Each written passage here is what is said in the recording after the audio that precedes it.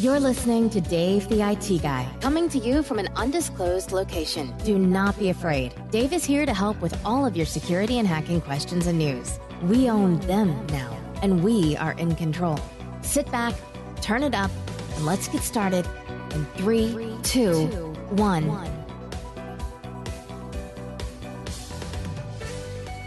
That's right, I am Dave the IT Guy, and today we are just kind of catching up with each other on the news of the day. So what's going on with security this week? Well, I've got to tell you, it's crazy. I mean, this week has been the week of weeks. We are having just new stuff. So let's jump right into the new important things. And as we do that, let me give a quick shout out to one of our sponsors this week, which is 1-800-GOT-JUNK. As always, we want to say thanks to them for taking a keen interest in Dave the IT Guy. You can also check out some of our other sponsors at dtig.net.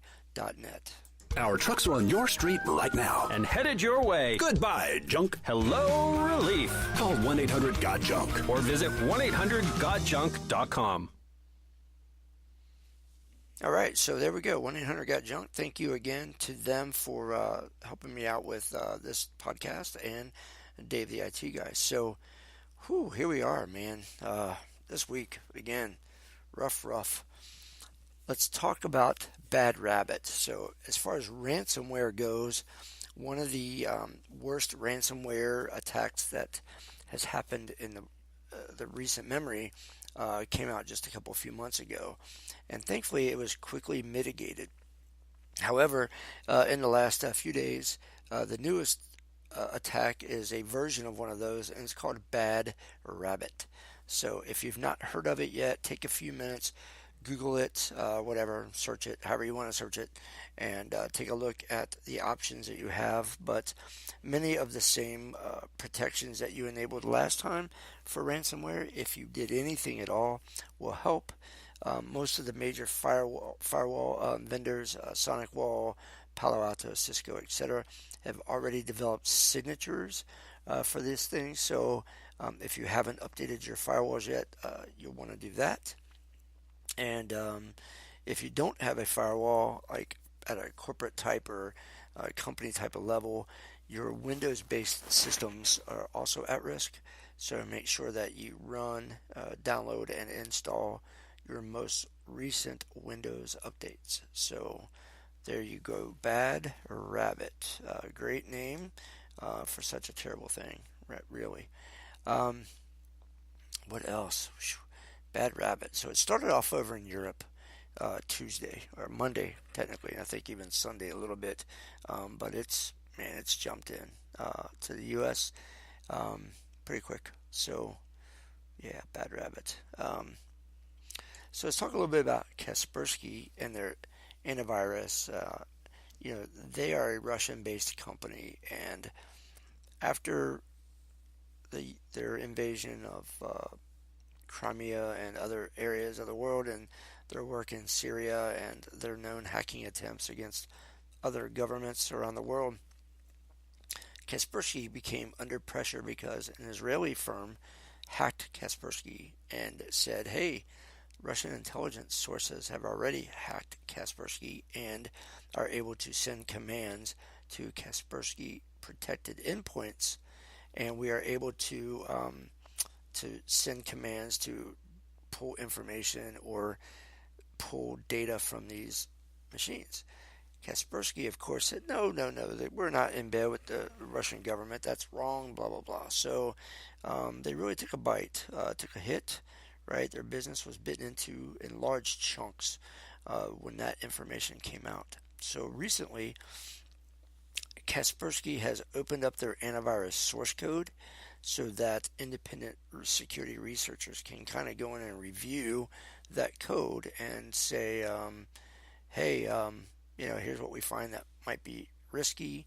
Why don't you guys fix it? And to their credit, they are doing this so they can rebuild trust. They want people to see that, hey, the Russian government isn't doing anything. Now, it doesn't mean that the Russian government hasn't built in some other hidden language, whatever. So there's still options and possibilities for this to be, Kaspersky being as transparent as they can. However, the Russian government still kind of taking over, right? So interesting that they've done that, and they're going this far to rebuild trust of their services. So hats off to them to at least giving it a try, right? So Kaspersky, maybe not so bad. What else? What we got here? Google Play launched a bug bounty. Now it's been a little bit it's been about 7 days since I've done that, but they launched a bug bounty program to protect some of their most popular Android apps. So if you are a bug bounty hunter looking to make a few extra bucks, go check out the Google Play Store bug bounty program and see what you can find and help protect all those unwitting Android users from downloading stuff, right? Bad stuff, anyway. So, got a new IoT, Internet of Things based malware attack that is threatening to hurt the internet. So about a year ago, Mirai, M-I-R-A-I, was one of the biggest pieces of malware to cause big DDoS attacks, and the Mirai really infected cameras. That's really was its target up front, which was interesting that it infected cameras. So it went after things that are all over the place and people don't pay attention to. But now there's this new thing called the IoT_Reaper that was found in September by a group called Qihoo 360. Not sure how they pronounce her name, but it's Qihoo 360. And the way it works is that it basically it goes after disclosed vulnerabilities that just haven't been fixed. So if you have something like D-Link router, if you have a Netgear router, a Linksys router, a Go-Ahead camera, JAWS, J-A-W-S camera, an AV-Tech camera, and a Vacron, which is NVR video device. These things have previously disclosed vulnerabilities that those respective vendors have not patched or fixed, and they are becoming infected. Now, as of September of 2017, this thing has infected nearly 2 million devices, and they say that it's growing at a rate of 10,000 devices per day. So this is an interesting device, and its only goal is to be able to launch the denial of service attacks on command as a botnet. So, with already 2 million devices, it could launch a pretty effective denial of service campaign at a target pretty quickly. So, hey, watch out for that. And if you have one of those types of devices, go reach out to your vendor via their support page, see if they've got a patch, or maybe you should consider buying a different device. So, hey, do what you can, or don't care, and you let your device be part of a denial of service attack, and you might get blocked by your own ISP when it sees that your device is spitting out a DDoS attack. So, hey, your call. I'm just the messenger of the news. What else we got here? Google is adding DNS over TLS. So TLS is your encryption, your security, kind of replacing SSL for the websites, etc. Or not for websites, but for web browsers is what I meant to say. Anyway, so ISPs, when you type in like www.dtig.net, your ISP sees, hey, I typed in a name and I need a DNS request to tie that to an IP address so the web page comes up for me. In the Android OS, DNS over TLS was not possible until recently. So now that Google is adding that to the Android OS, that's a big deal. So now you can encrypt your DNS requests. So if you're on a public network, people that are monitoring that public network can't easily see what it is you're trying to do. So that's a big deal for Android to be able to have a DNS over TLS. Most likely there will be an update to your device coming soon to a device near you. This news just came out the 22nd of October, so just 3 days ago is when it was announced that it was adding So yeah, keep an eye out that you might have an update for your Google update, for your Google OS through Google Update. So that's coming soon. Let's see. Trying to think. I got a bunch of notes I wrote down. I always try to either make bookmarks or write down notes of topics that I want to talk about on these types of podcasts. CoinHive, if you are a cryptocurrency type of person and that you go after the different crypto coins, CoinHive got hacked. Their DNS was hijacked to mine cryptocurrency using websites. So they basically infected websites by using some DNS redirection and things like that. But yeah, they're trying to hurry up and mine as much cryptocurrency and make money through their crypto before they got caught. They got caught pretty quick. This was in the wild for about 2 days before it was spotted. So hopefully they don't make too much money and people can protect themselves. But if you have anything to do with CoinHive or you have a website, you might want to check on your DNS just to make sure you're in safe position. So let's talk a little bit about the ability to have your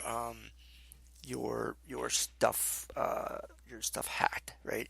Every day new info comes out about something. You've got to take the time to protect yourself. Now, you might be a security person, you might be an IT person, you might not be. You might be listening to this podcast trying to learn something. And sometimes I might make the topics a little too topical, right? So the IT person might say, Dave, you're not giving me enough detailed info. And the other end of the spectrum might be somebody saying, Dave, you're talking over my head. Break it down for me. So let me say this to both sides of that group of people, that you need to stay as current as you can. I realize that you don't have time to sit around and read everything and listen to every podcast, and you're going to rely on people like me and others to help you out. So let me just say that you got to do what you can, right? You've got to spend the time to educate yourself. And if you can't do that, at least spend the time, what we're going to say, staying current, right? The technology that you have, you need to keep it updated, right? So that doesn't mean just doing Windows updates. That means some of the applications you have on your computer, like a VPN or Java, if you still have that, or something else. Pay attention to the updates. You've got to stay current. These updates are coming out for a reason, right? Somebody's found that, oops, I did something wrong. I need to fix it, whatever. But you've got to stay current. If you're not doing that, no podcast is going to help you. Nobody else. You're going to get hurt. That means your cell phones, your tablets, update your apps. And I don't mean like once a month. I mean once a week. Pay attention. Go out and check updates. I realize it's a pain, but that few minutes of effort on your devices is going to make a difference down the road at some point as to whether you're a victim or you're staying as safe as you can. Now, again, it's not to say that you're not eventually going to get hurt, because you might, something bad might happen to your device, and there may just have been nothing else you can do about it. You're just unlucky. But the reality is you're going to be better protected. So stay current. I can't say that enough. Stay current. Don't be a victim. Don't be a target. And also understand how some of these attacks work. You know, whether you're a high-end IT person or whether you're somebody else just sitting around with a computer they can barely plug in and turn on, right? When somebody says, oh, there was a ransomware attack, you can say, I have no idea what that means, whatever. My computer seems to be okay, so it must not affect me, and move on. Well, that's, it might be still coming at you. So take the time to understand, like, how does ransomware happen? You can go to certain websites and be affected or infected. You can get an email that tricks you into getting infected, right? So you have to understand, how do I know that I'm going to a safe website? There are tools, add-on tools for your Chrome or your Internet Explorer, your Firefox, your Opera, your Safari, whatever you're using. There are what's called add-ons or toolbars that you can use that will help you, like you type in a website, right? and it will intercept that site saying, hey, this is in our database. Somebody's reported this as a bad website that has viruses. Did you mean to really go here? And it'll intercept your traffic and redirect you to someplace more safe, or suggest at least. It'll still give you the option to say, hey, shut up, I want to go here. And you can still go there if you want to. But there are plenty of tools out there to help you help yourself, right? That if you don't know any better, to help yourself. So look for what's being called browser add-ons, or I said toolbars and I meant to say add-ons, because toolbars are usually more of a pain in the butt than they're worth. But you can, just search for like browser toolbars, or browser, I said toolbars again, didn't I? So you can say browser add-ons, right? Search Firefox browser add-ons or Chrome browser add-ons. And then once you get to that site, you can search, okay, I want to search for safe surfing add-ons, and there'll be a bunch of them, and you'll be able to see by the ratings which ones are the better ones, and then you can add that to help protect yourself. You also need to know how email scams work, right? So how to identify a phishing attack via email. Okay, well, I can identify it by, I can see that the email looks like it's misspelled a lot, or even though it's spelled right, the grammar's wrong, right? They're using the words the wrong way. You can, instead of clicking on a link, you can just put your mouse over the link and hover, and then take a look at where it's trying to take you, and use some common sense. If it says that you've got a DocuSign email, right, and you hover over the link, and it's bit.ly, and it's one of those, URL shorteners or a redirector, clearly you're not going to DocuSign, right? So you need to look at this email with suspicion and probably just delete it without clicking anything. Now, some emails, just by virtue of opening them, will kick off whatever the payload is. And that's where you have to have like your updated antivirus, anti-malware tools on your computer up to date, so that if something like that happens, hopefully that product will capture, that particular event and protect you and stop it. But if it doesn't, or it's not, automatically run, and you have to click on something, make sure you know what you're clicking on. Don't just, I got an email, let's see what it is, and get click happy. I can probably introduce you to 30 million people that wish they didn't click on whatever they clicked on. So, stop it, pay attention, educate yourself, take the time to read the email, the base, look at the sender, understand how email formats work. Our next topic next week is going to be, a good podcast about what you're looking for in a web URL and an email. And URLs, I don't mean like, okay, if I send you something that says, this is a DocuSign document, please click it and sign it and send it back. And then you look at the URL because you hovered over the link, and it says DocuSign.com-Dave.org. And you're like, oh, it says DocuSign.com, so it's a good URL, right? It's valid because it says DocuSign in the email, and the link says DocuSign. So, hey, I can click this, it's safe. Well, no, it's not.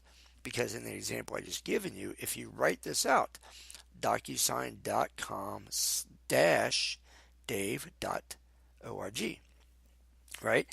The DocuSign.com dash tells you that's not the real domain name, right? So the whole DocuSign.com-Dave.org is the domain name as a whole.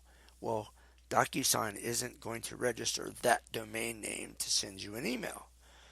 But I did it. I might have created it to send you a trick email, and hopefully that you would not understand how URLs work. You saw DocuSign.com in the path, and you just assumed it was okay.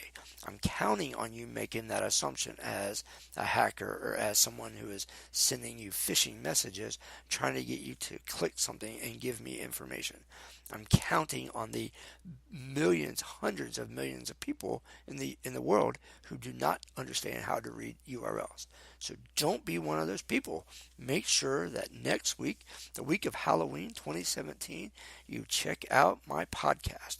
I'm going to, even though it's audio, I'm also going to tell you where you can visit and online trainings and safe samples of where you can see what we're talking about. So once you hear me say it, you can log into these websites and go check them out and get the extra training. And I guarantee my 30 minutes or less podcast, plus the 30 minutes or less that you're going to spend or need to spend on those training websites, will be the absolute difference between you getting hit by phishing and not. If you can understand what I tell you in my podcast, if you can understand that website that I'm going to tell you about, you are going to be less than the 10% in the world who are protected enough and or as protected as you can be than everybody else, right? So you'll be in the top 10%. I guarantee it. I can't guarantee that you won't get nailed anyway, but I guarantee that if you do get nailed, it's going to be because somebody else did something so cool, right, from a hacking perspective, that they were able to figure out how to get around the common tools, and there was nothing you were going to be able to do about it anyway. So I can at least guarantee that much. Your education and knowledge will be exponentially better on that topic. So make sure that you tune in next week. So that's about it for this week's news. As is always, protect yourself. You know, I've said this already, but it's worth repeating. Make the effort. Protect yourself. Don't be one of the 90% that just click happy and click along. Understand the technology that you're using. And if you can't understand it fully, at least understand what you should not be doing. And that's just clicking, and downloading everything. Stop it. If you're one of those people, stop it. All right. Well, that's it for me. I am Dave, the IT guy. You've been awesome. Appreciate you checking me out again. And until next week, stay safe and keep your technology close at heart, close at hand, and make sure that you stop clicking on everything. I am Dave, the IT guy. Okay, so that's it. You've heard what Dave the IT guy has to say. Hopefully you were inspired to take some action or to continue to learn more on your own. At the very least, we hope you'll tell others about Dave and his podcast and ask them to come check it out. As always, you can download episodes on the iHeartRadio, Spreaker, and Stitcher apps or in iTunes by searching Dave the IT Guy. You can also just visit dtig.net and listen in the on-demand players on the website. Plus, you can read some of his blogs that don't make it to air.